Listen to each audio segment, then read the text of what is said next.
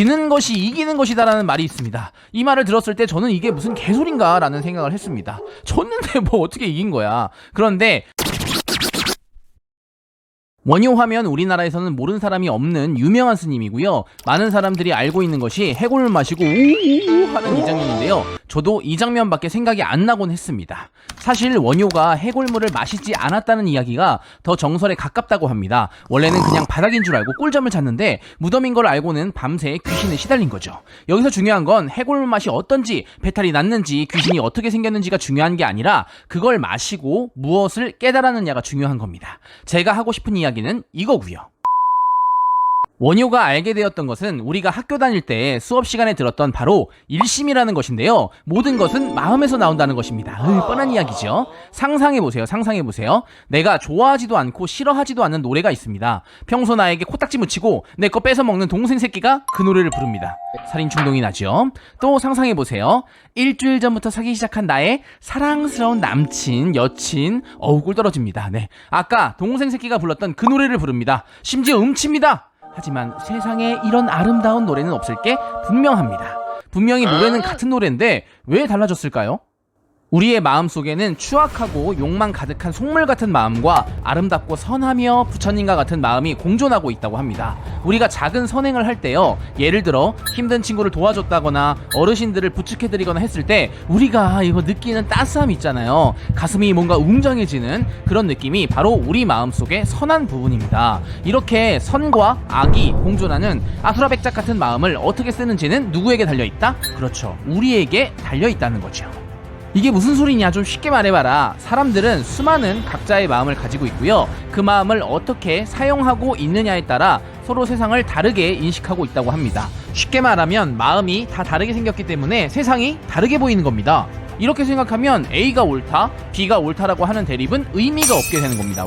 그래서 나와 마음이 다르게 생겼다고 화를 내고 욕을 하고 폭력을 가한다고 한들 사람은 쉽게 달라지지 않습니다.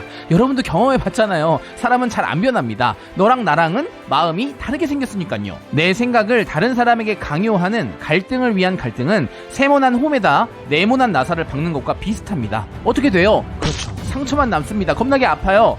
잘 모르겠다고요? 생각해보세요. 엄마랑 의견 충돌이 났습니다. 그래서 말싸움이 났어요. 내가 이겼습니다. 엄마의 표정은 당연히 시무룩하고 의기소침한 표정입니다. 그날 하루 종일 기분이 좋았어요? 이겼으니까 좋아야 되는 거 아니에요? 그런데 그게 또 아닙니다. 네, 여기서 이제 우리는 한 차원 높은 생각을 해야 되는데요. 관점을 바꿔서 어떤 사람에게 나의 생각을 강요하는 싸움을 하는 게 아니라 불간의 화합을 위한 이야기를 하자는 겁니다. 그 사람의 마음이 어떻게 생겼나 이해하려고 노력하고요. 나는 그 사람에게 적합한 연결고리가 돼보기 위해서 노력해보는 거죠.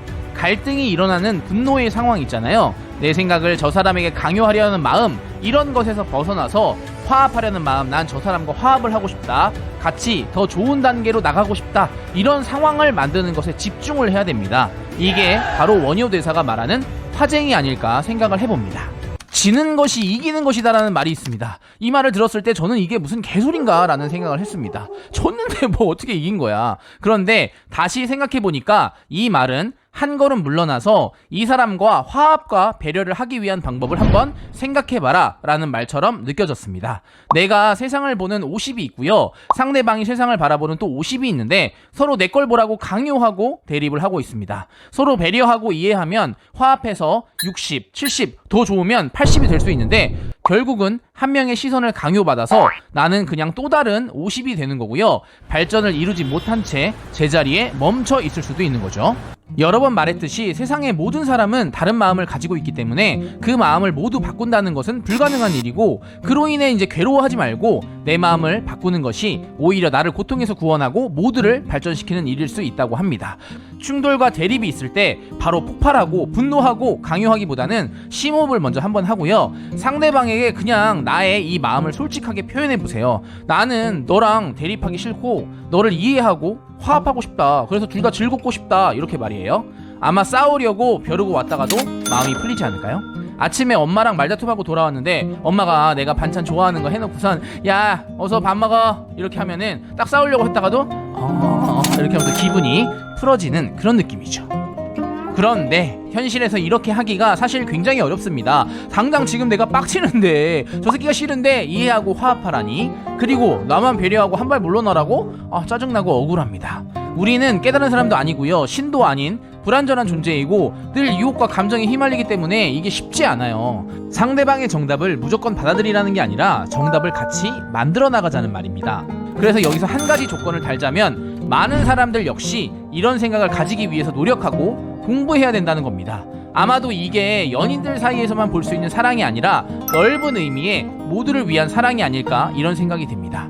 세계의 많은 국가들이 부러워하는 뭔가 평화롭고 행복하고 의식 수준이 높은 그런 국가들이 있습니다. 그런 국가들과 관련된 시민의식이 높은 훈훈한 기사들을 보면서 와, 역시 저 나라는 다르다, 우리나라는 왜 이러지? 이런 생각을 많이 했을 텐데요.